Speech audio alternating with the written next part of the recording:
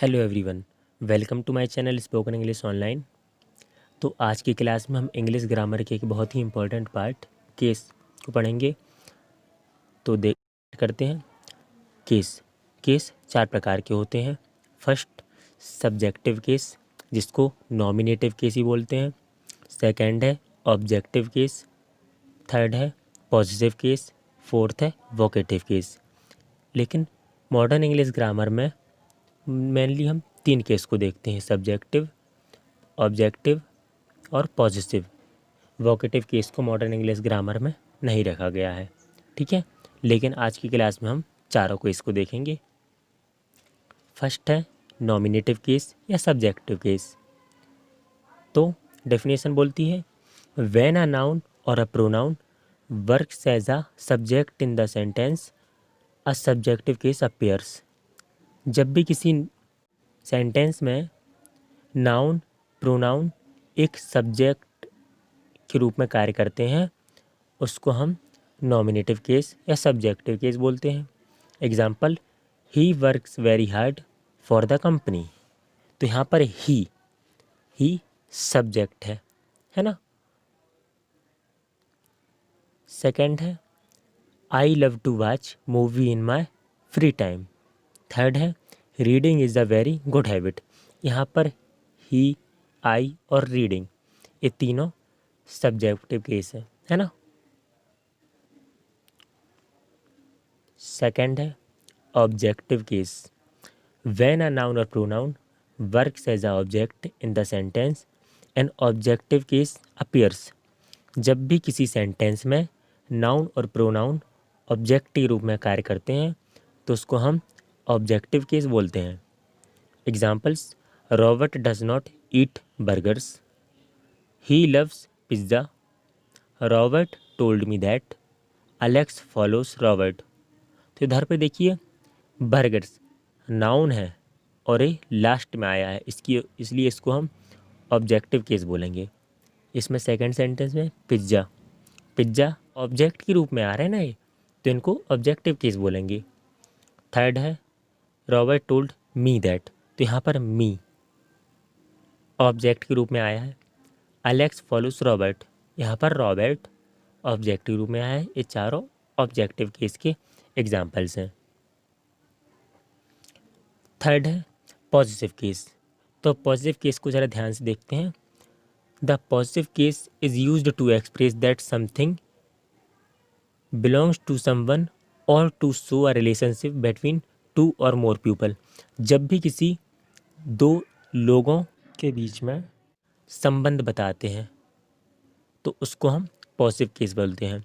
इसके बताने के लिए हम क्या करते हैं, एपिस्ट्रॉफ का यूज़ करते हैं, है ना।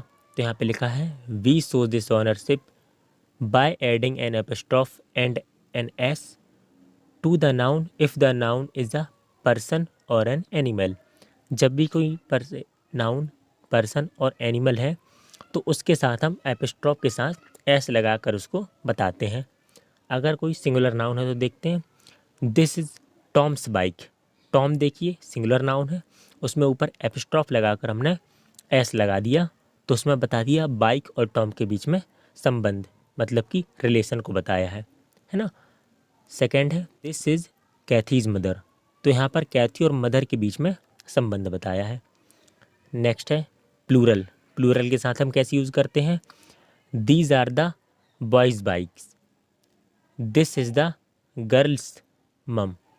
तो इधर पे दिया क्या है, प्लूरल है, प्लूरल नाउन है, तो बॉयज़ एस के बाद हमने एपिस्ट्रॉफ लगाया है, और यहाँ इधर पे गर्ल्स प्लूरल है, एस के बाद हमने ऊपर एपिस्ट्रॉफ लगाया है ना। नेक्स्ट है, we use the word of if there is a relation between two और मोर थिंग। जब किसी दो वस्तुओं के बीच में रिलेशन को बताते हैं, तब हम ऑफ का यूज़ करते हैं। For examples, the colour of the table is black, the second chapter of this book. तो इधर पे टेबल का कलर बताया जा रहा है ना। यहाँ पर बुक का सेकंड चैप्टर बता रहे हैं, मतलब यहाँ पर हम संबंध बता रहे हैं, जिसके लिए हमने ऑफ का यूज़ किया है। फोर्थ है वोकेटिव केस। द नाउन और pronoun which is used to address a person directly is called the vocative case. This name is separated by a comma. जब किसी पर्सन को डायरेक्टली नाउन या pronoun से address करते हैं या बताते हैं तब हम उसको वोकेटिव केस बोलते हैं। इसको हम एक कॉमा को लगाकर सेपरेट करते हैं। जैसे Robert, could you please open the door. Listen to me Russell, how are you Susan.